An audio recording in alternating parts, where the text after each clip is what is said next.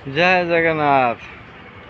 आम का दिन आ गया, कितने सारे आम फले हैं देखिए। और आम जब मिलेगा पक्का कच्चा जो भी, बहुत खाइए, बहुत अच्छा है।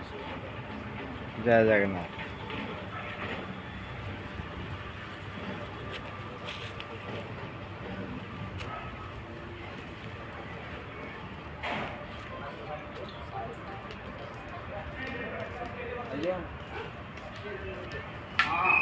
जय जगन्नाथ।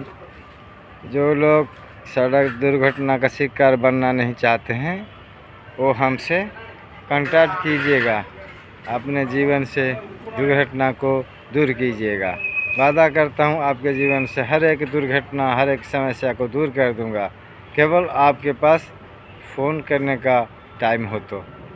और इस चैनल को शेयर कीजिए, कमेंट कीजिए, लाइक कीजिए और इसको सब्सक्राइब कीजिए।